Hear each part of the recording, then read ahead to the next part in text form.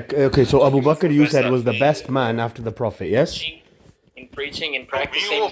Okay, perfect. Let me just say one thing then. So do you believe in the hadith that the Prophet said, had there been a Prophet after me, it would be Umar? I don't know, is that Sahih? It's a Sunni Sahih hadith, yes. Well, I guess that must be true. Right, so then how can Abu Bakr be the best after the Prophet when Umar has the capabilities of becoming a Prophet and Abu Bakr doesn't? No, just a prophet. No, you just said Abu Bakr is the best after the Prophet, right? I'm saying no, according to your Aqidah, Umar is better than Abu Bakr because he could have been a Prophet. Abu Bakr couldn't. Abu Bakr didn't have the qualities of a Prophet. Apparently, Umar did. Okay, but what about when he says that neither rose anyone better after the Prophet than Abu Bakr? Who said that? Muhammad said that. Muhammad, so, and no respect on his name, yeah? Just Muhammad like he's your boy from down the road, yeah?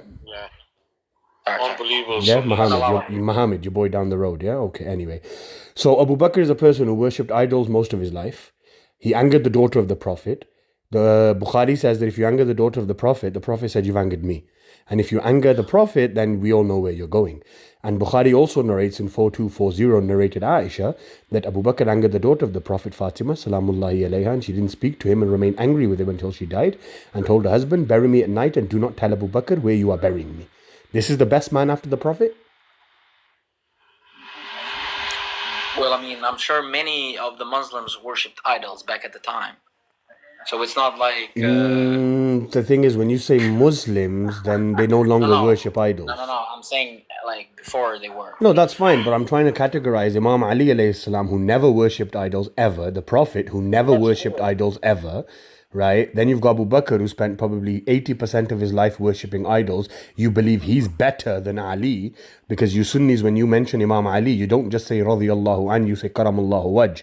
You bless his face, because his face is honored, because it never bowed to an idol. Right? Abu Bakr says, I used to bow to an idol, and then when I got hungry, I used to eat the dates from the idol. This is the best man after the Prophet?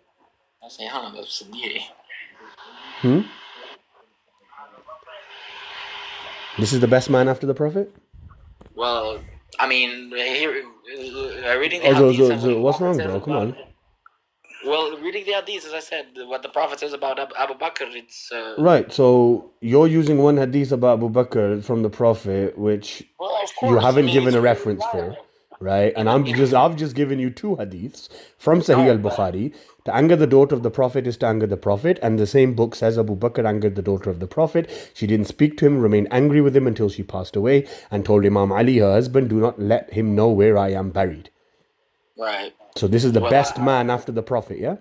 I haven't heard about this. But... Just because you haven't heard it, brother, that is, I just gave you the reference. Sahih al-Bukhari 4240, narrated Aisha.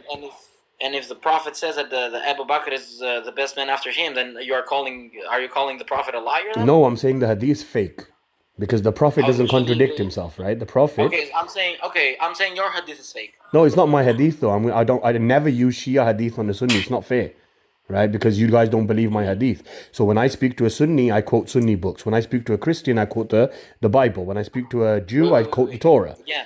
Right? So I don't use my books on you. If I was to use my books, I can show you Abu Bakr is in hell. But you're not going to accept that, right? So let's go to your books. Of course not. Okay, no, he is. He is in my books. But you don't accept that. So I'm not going to use that, right? So coming back to your books. Of course. Yeah, coming back to your books, right? Yeah, let's talk about your books, yeah?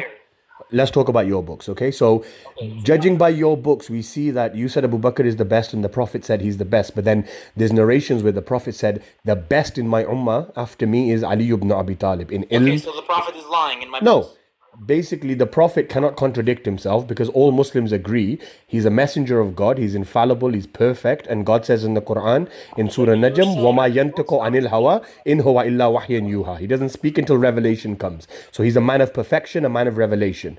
This man cannot on the one hand say, Ali is the greatest in the nation after me, in my ummah, then say to his daughter Fatima, I am marrying you to a man who's the best in this nation after me, and then on the other hand say whatever your hadith was, which you didn't give me a reference of. Are you saying that that's not true? No, I'm saying the Prophet would never contradict himself. So there is more supporting evidence that he said Ali is the best. He both praises them both. No, but it's a contradiction, isn't it? Abu Bakr is How the is that best in my contradiction? Abu If I Bakr is the praise best both. after me, right? No, this is the definition of a contradiction. Abu Bakr is the best after me. Ali is the best after me. Like, bro, this is revelation. This is the man of perfection. They are equally the best after him.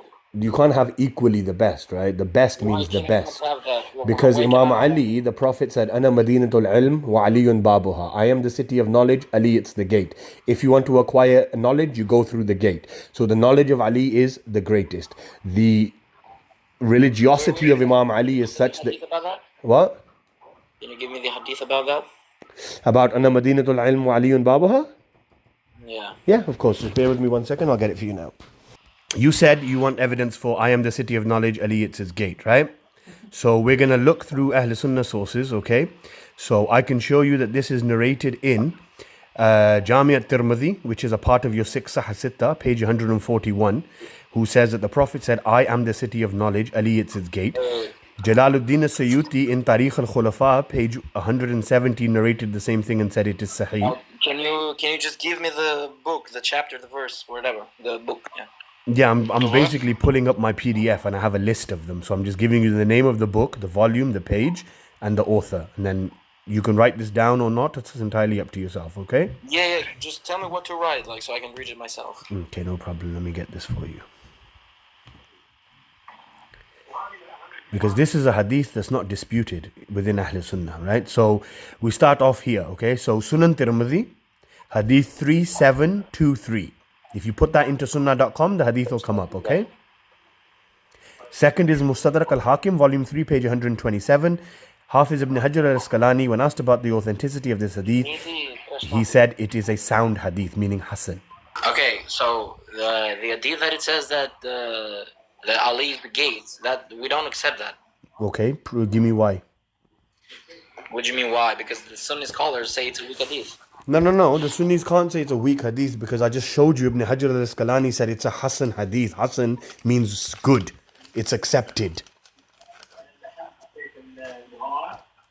Even Aisha narrated this hadith. Umar narrated it. Ibn Abbas narrated it. Abdullah bin Masud narrated it. The fact that Imam Ali's enemy Muawiyah narrated it. But the point is, you just said, we don't accept it. So I want proof. What's your reason for accepting it? Not accepting it. Is there anybody in the chain that's unauthentic? Is there anything wrong with the text of the hadith? Because Ana Madinatul Ilm wa Aliyun Babuha is an openly accepted hadith by all Ahl Sunnah. He's Googling. Yeah, he's Googling. That's fine. You can Google as much as you want. So Al-Hakim in his Mustadrak al-Sahihain, volume 3, page 126. Ibn Abdul Barr in al-Istiyab, volume 3, page 1102. Tirmidhi in his Jami', volume 5, page 637.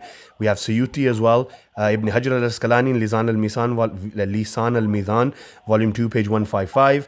And for the Shias, we have Alama Amini in his book Al-Ghadir, volume 3, page 91. And Abu Naim Isfahani in Ihliyat al-Uliya, volume 1, page 65. So yeah, brother, you go do your research and let's see what you can come back with. Okay, guys?